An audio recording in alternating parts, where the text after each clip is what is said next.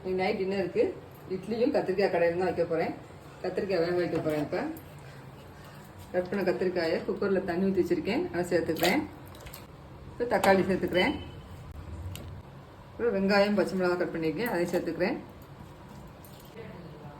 கொஞ்சமாக புளி போட்டுக்கிறேன். 2 விசில் விட்டு குக்கர் வெயிட் ஆறிடுச்சு. இப்போ எடுத்துக்கலாம்.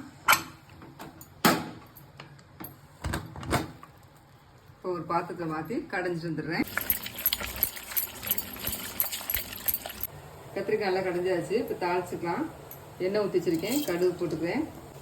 கடுகு வெடிச்சிருச்சு. இப்போ சீரகம் போட்டுக்கலாம். பொடிசாக கட் பண்ண வெங்காயத்தை போட்டுக்கிறேன். ஒரு வத்தல் போட்டு தாளிச்சுக்கலாம். தாளிச்சு கொட்டியாச்சு. இந்த மொத்தம் வச்சு லைட்டாக கடைஞ்சி விட்டுக்கலாம். சூடான இட்லிக்கு கத்திரிக்காய் கடையில் ஊற்றி சாப்பிட்டா சூப்பராக இருக்கும்.